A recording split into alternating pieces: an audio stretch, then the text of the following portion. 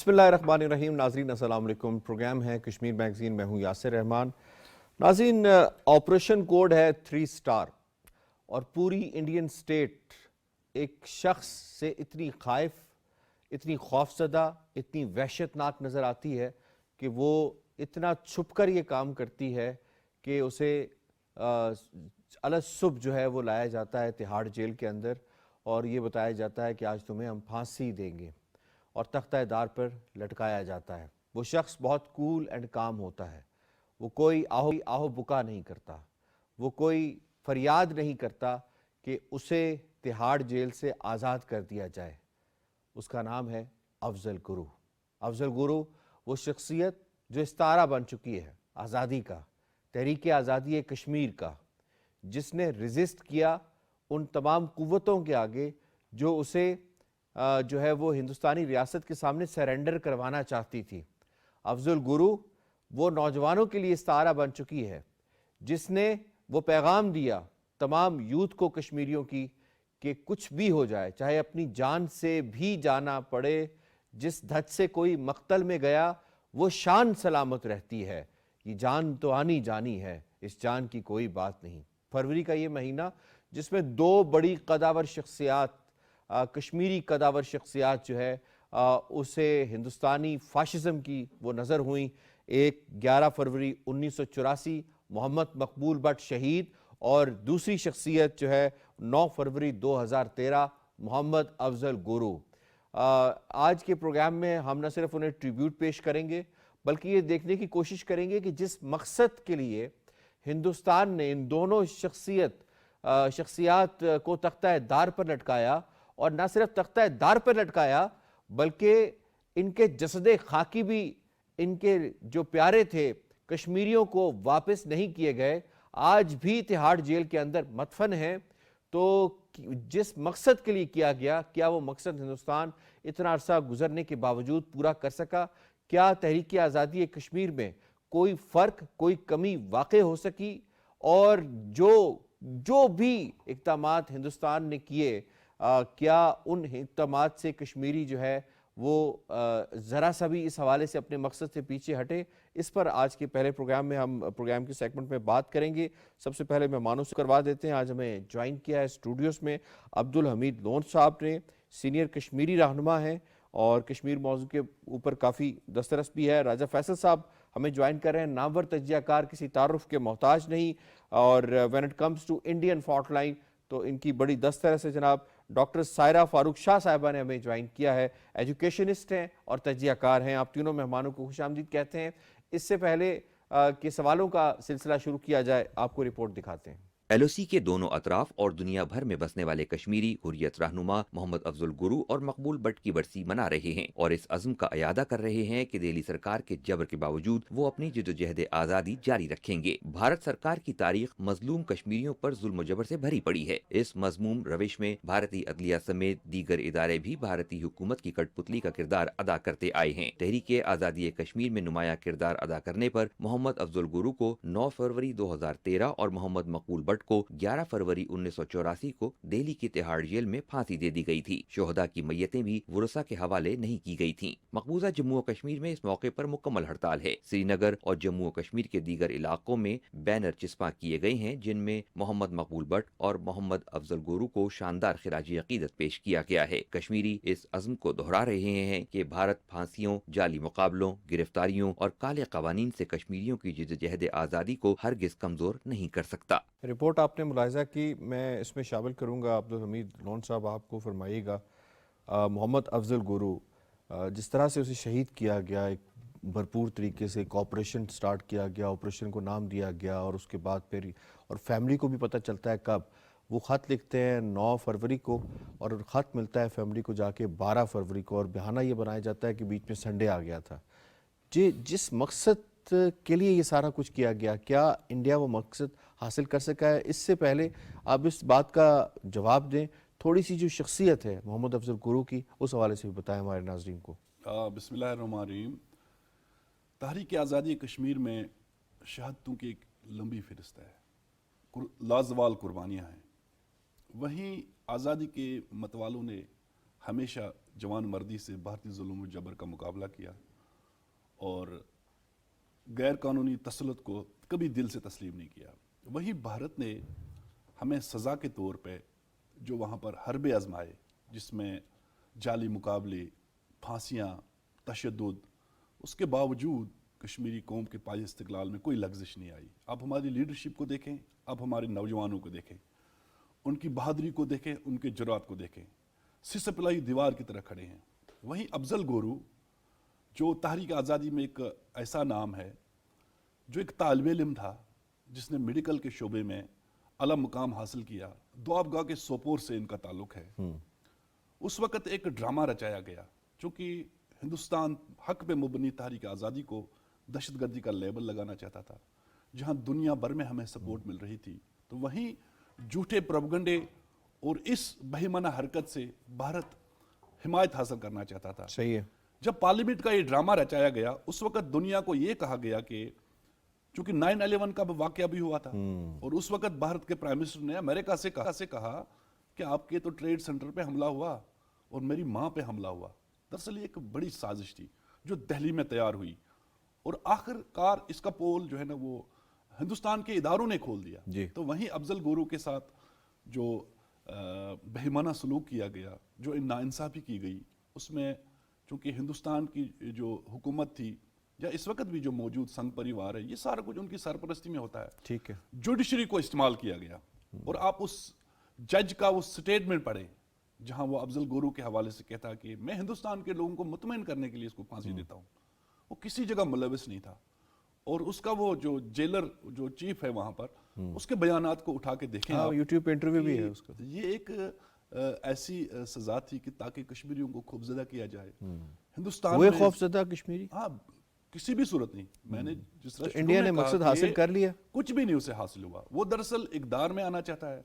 आज भी वो ऐसी साजिशें करने के लिए बैठा है जहां वो इक़दार के मजे ले रहा है, कश्मीरियों को कत्लेआम करके। वहीं अफजल गुरु को फांसी पे चढ़ाने के बाद बीजेपी और जो संघ परिवार है उसने मजे के इक़दार लूटे और ये बड़े अरसे से चला आ रहा है कि किस तरह से जो मकसद 11 फरवरी 1984 को मोहम्मद मकबूल भट्ट शहीद को शहीद करके हासिल नहीं कर सका इंडिया, 2013 में क्या वो मकसद हिंदुस्तान ने हासिल कर लिया?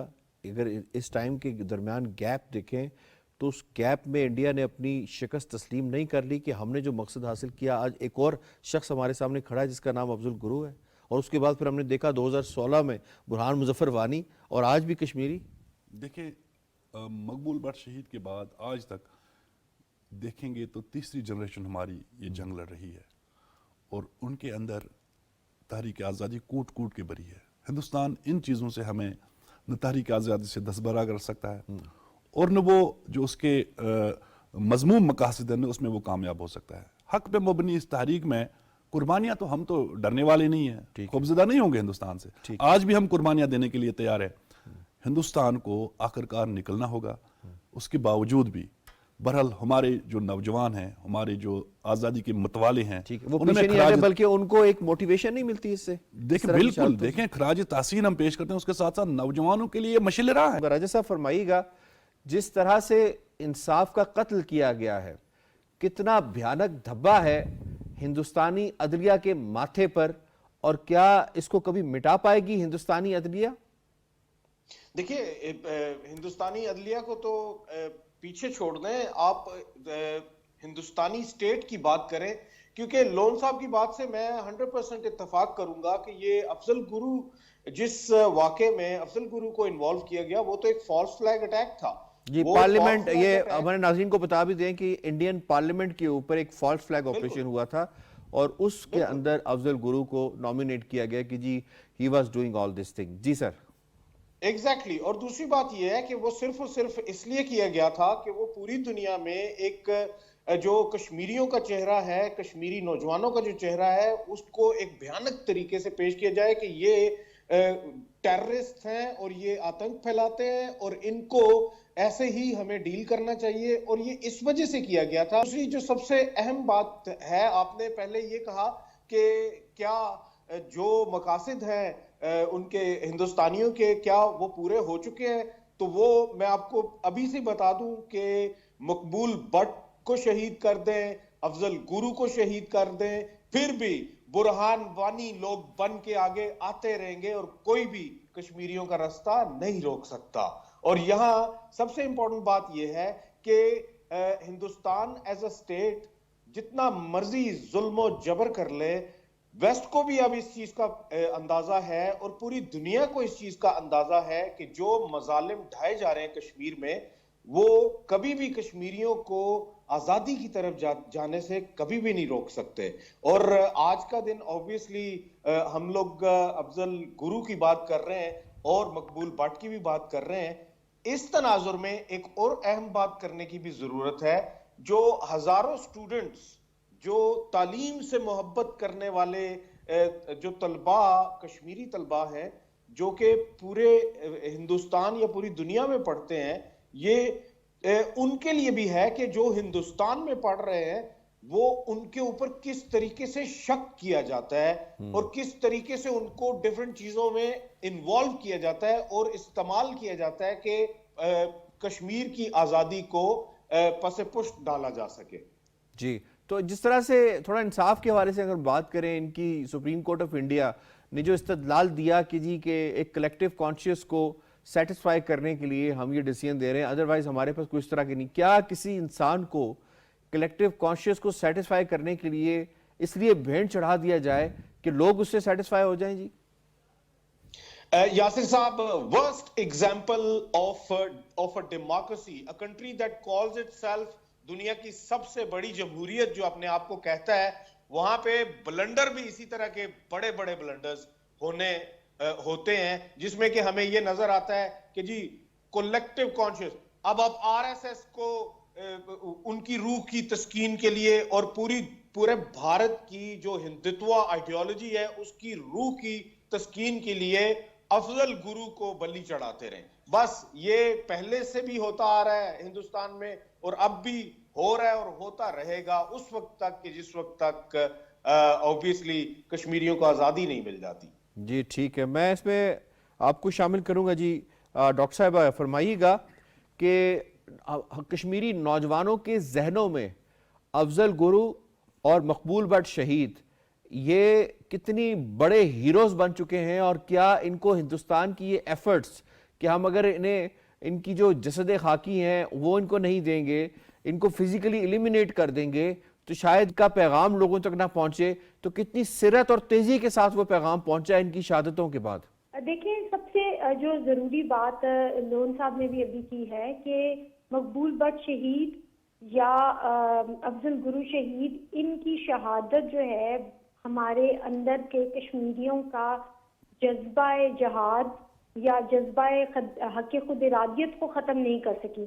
اور ہم نے اس کے تسلسل میں وانی کا ذکر کیا, برہان کا وانی کا, تو یہ ہمارے سامنے مثالیں ہیں. اور آنے والے دنوں میں بھی ہم دیکھتے ہیں کہ بہت زیادہ کریک ڈاؤن ہے, اس وقت بلیک آؤٹ ہے کشمیر میں, لیکن جب بھی روم ملے گا نوجوانوں کو کہ وہ اتنے ہی زیادہ شدت سے ریزسٹ کریں گے. اور یہ جو ہیں ہماری آزادی کے استعارے ہیں, مقبول بٹ شہید ہو جائیں, افضل گرو ہو جائیں, یہ ہمارے آزادی کے استعارے ہیں اور یہ کبھی ختم ہونے والی جو ہمارے لیے مشعل راہ ہیں. جہاں تک بات ہے کہ نوجوانوں کس طرح اس سے اپنے لیے گائیڈنس لیں گے, تو اس کے لیے ہمارا کردار بھی سامنے آتا ہے کہ جس طرح ہم آج ان کی بات کر رہے ہیں, ہم ان کی بات کو بار بار کرتے بھی رہیں, اور نہ صرف وہ بلکہ ہم حقائق کے اوپر بھی بار بار بات کریں. جیسا کہ ہمارے جب افضل گرو کو ہینگ کیا گیا تو نذیر رائے کا ایک گارڈین میں مضمون چھپا جو انہوں نے کہا کہ this is a stain on the Indian democracy. اس کے ساتھ ساتھ سیما گپتا سین اور بہت سارے لوگ جنہوں نے کہا کہ یہ سارا ٹرائل فالٹی تھا. اب بعد میں ثابت ہو گیا it was a false flag attack. اور یہ بھی دیکھنے کی ضرورت ہے کہ جو ہم کہتے ہیں کہ یہ ایک مضمون سازش ہے انڈیا کی, تو جب یہ ہینگنگ کے سینٹینس اناؤنس ہونے والا تھا اس سے کچھ دن پہلے نیٹ ورک پہ چلتی ہے December 13 کہ ایک ڈاکیو ڈرامہ تھا, اور اس ڈاکیو ڈرامہ کی بڑی تعریف کی ایل کے اڈوانی وقت کے ہوم منسٹر نے اور واجپئی صاحب نے, اور بڑا تعریف کی کہ یہ حالانکہ وہ تمام فیکٹ بیسڈ نہیں تھی, it was just based upon the findings of the police. تو ہم یہ چیزیں جتنی زیادہ, اور پھر بعد میں یورپین پارلیمنٹ نے اس کو کنڈیم کیا. 21 مئی 2013 کو یورپین پارلیمنٹ نے اس کو سیکرٹ ایگزیکیوشن کو کنڈیم کیا. تو اگر ہم یہ چیزیں ہائی لائٹ کرتے رہیں گے تو ہمارا نوجوان, ٹھیک ہے, آپ کا پوائنٹ آ گیا. راجہ فیصل صاحب, میں ذرا نیکسٹ موضوع پہ جانے سے پہلے ایک اور اینگل جو ہے وہ چاہوں گا کہ آپ اس پہ ذرا تھوڑی تفصیلی روشنی ڈالیں. جس طرح سے دہشت گردی کے حوالے سے اگر ہم دیکھیں تو 9/11 کے بعد سے امریکہ اور اس کے اتحادی جو ہے وہ ڈھونڈ رہے تھے کہ کوئی ایسے ممالک جو اس طرح کی ایکٹیویٹی کریں تو ہم ان کو دہشت گردی کی سزائیں دیں. تو انڈیا نے کیا اس وقت ایک اپرچونٹی سمجھ کے یہ جو فالس فلیگ کیا اور پھر اس کے بعد سارا کا سارا الزام افضل گرو پہ تھوپا اور پھر اس جد و جہد کو دہشت گردی کے لیے کی رنگ دینے کی کوشش کی؟ تو کیا دنیا نے اس کو اس طرح سے لیا ہے یا نہیں لیا؟ تھوڑا سا اس حوالے سے بتائیے گا کہ جتنی انڈیا نے ایفرٹ کی کہ تحریک آزادی کشمیر کو ٹیررزم کے طور پہ دکھایا جائے, تو کیا دنیا نے اس کو ایکسیپٹ کیا؟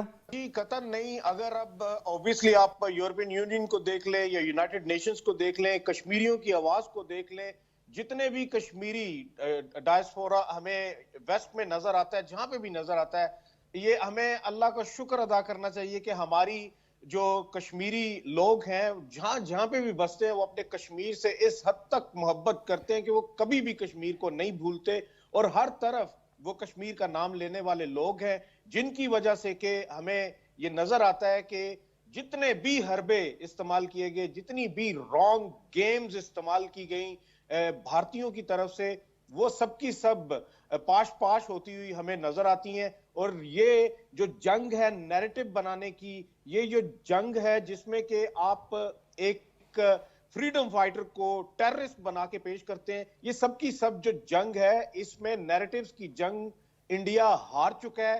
اسی لیے یہ اس چیز کا ثبوت ہے کہ اگر کشمیر میں سب کچھ بہترین ہوتا, انڈین اللیگلی آکوپائیڈ کشمیر میں سب کچھ بہترین ہوتا, تو کیا ضرورت تھی ہر 10 کشمیریوں کے ساتھ ایک بھارتی فوجی کھڑا کرنے کی, 10 لاکھ فوج وہاں پہ کھڑی کرنے کی کیا ضرورت تھی؟ ایک چھوٹی سی ایک سٹریچ ہے جس میں کہ اتنی بڑی بھاری تعداد میں آپ نے اگر فوج لگائی ہے تو اس کی کوئی وجہ ہے نا, اس کی وجہ صرف اور صرف یہ ہے کہ آپ فیل ہو چکے ہیں, آپ کشمیر میں فیل ہو چکے ہیں, آپ ان کا سر تسلیم خم کروانے میں فیل ہو چکے ہیں. بالکل ٹھیک پوائنٹ آ گیا آپ کا. مجھے دوسرے موضوع کی جانب بڑھنا ہے. دوسرے موضوع میں ایمنسٹی انٹرنیشنل کے حوالے سے ہم بات کریں گے, جس نے انڈیا کے اندر مساجد کا انہدام ہو رہا ہے, مسمارگی ہو رہی ہے, ایک منظم طریقے کے ساتھ ہو رہی ہے, پچھلے کچھ عرصے سے سرت کے ساتھ ہو رہی ہے, بالخصوص جب بابری مسجد کو شہید کیا گیا اور اس کے بعد پھر اب گیان واپی مسجد اور پھر باقی مساجد کے اوپر کبھی کس کے اوپر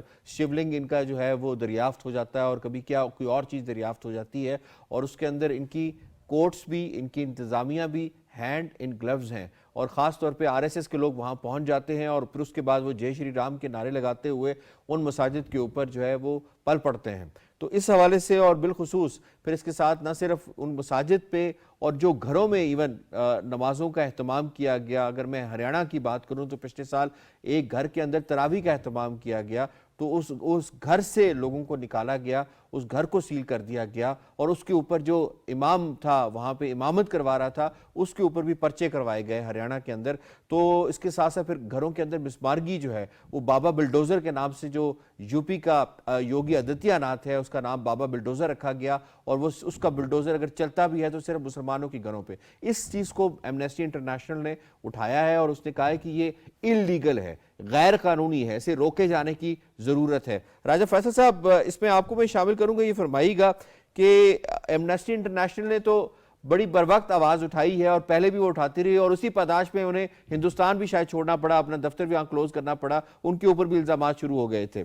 تو کتنا سنگین الزام ہے, کتنا درست الزام ہے, اور کتنی گراؤنڈ ریئلٹی سے یہ میچ کرتا ہوا یہ بات جو ایمنسٹی انٹرنیشنل نے کی ہے, اور اسے انٹرنیشنل کمیونٹی کو اب سیریسلی لینا چاہیے؟ دیکھیے اگر بھارت میں مسلمانوں کی صورتحال کو دیکھا جائے تو اس کو لے کے ایمنسٹی انٹرنیشنل نے اور باقی سب اداروں نے بھی بارہا ہائی لائٹ کیا ہے, اور اس چیز کو اگر دیکھا جائے پچھلے سال کے تناظر میں اور اس سے بھی پچھلے سال کے تناظر میں، تو ہریانہ اور یو پی اور یہ جو ساری پلیسز ہیں، ہمیں بار بار ایک ہی چیز نظر آئی کہ وہاں پہ مسلمانوں کے خلاف جو ایک منظم طریقے سے، ایک ہوتا ہے کہ چلے موب آتا ہے وہ اپنے طریقے سے کر کے چلا جاتا ہے، ایک منظم طریقے سے ایک پلاننگ کے ساتھ کہ کیسے ان کو تنگ کرنا ہے، ایسے ہی مسلمانوں کو تنگ کیا جاتا ہے، اور پھر ان کو مذہبی آزادی نہیں دی جاتی، وہ مذہبی آزادی جو کہ انڈیا کلیم کرتا ہے کہ ان کا کانسٹیٹیوشن ایک سیکولر کانسٹیٹیوشن ہے، ان کا کانسٹیٹیوشن اس مذہبی آزادی کی اجازت دیتا ہے اور وہ نہیں دی جاتی۔ یہ سب کی سب باتیں جو ہیں یہ چیخ چیخ کے انڈیا کی کھوکھلی جمہوریت اور انڈیا کی کھوکھلی سیکولر ریاست کا بھانڈا پھوڑتی ہیں، اور اسی وجہ سے اب ایمنسٹی انٹرنیشنل اور باقی ادارے بھی ان کے خلاف یہ سب کچھ سچ بتاتے ہوئے نظر آتے ہیں۔ جی، میں ڈاکٹر صاحب آپ کو اس میں معاف کروں گا، یہ فرمائیے گا انٹرنیشنل کمیونٹی پہ آپ کتنی ذمہ داری ہے کہ ایمنسٹی انٹرنیشنل جو فیکٹس بیان کر رہی ہے اس کے اوپر ایکشن لیا جائے اور ہندوستان کو بزور قوت روکا جائے، اس کے اوپر سینکشنز لگائی جائیں؟ وہ مذہبی آزادی نہیں دیتا، وہ جو ہے وہ موومنٹ کی آزادی نہیں دیتا، اظہار رائے کی آزادی نہیں دیتا، جو انڈین کانسٹیٹیوشن کی بھی وائلیشن ہے جو ہندوستان کر رہا ہے، تو کتنی ذمہ داری انٹرنیشنل کمیونٹی کے اوپر کہ وہ روکے؟ بالکل صحیح کہہ رہے ہیں آپ کہ سب سے بڑی رسپانسبلٹی جو ہے اس وقت وہ انٹرنیشنل کمیونٹی پہ ہے، کیونکہ انڈیا اپنے عوام کو خود پروٹیکٹ کرنے کے پوزیشن میں نہیں ہے اور اسٹیٹ سپانسرڈ یہ ساری چیزیں ہو رہی ہیں۔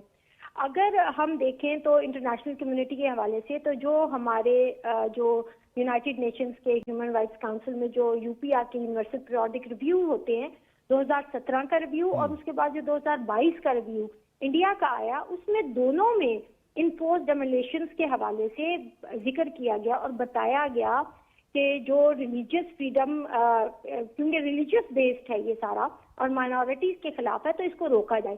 لیکن انڈیا جو ہے اس نے کبھی اس چیز پہ کان نہیں دھرا، اور ساتھ ساتھ انٹرنیشنل کمیونٹی بھی ان چیزوں کو اتنا سیریس نہیں لے رہی۔ حالانکہ یو ایس کمیشن جو ہے آن دا انٹرنیشنل ریلیجیس فریڈم، اس کی رپورٹ، ہیومن رائٹس واچ کی رپورٹ، ساری رپورٹس موجود ہیں۔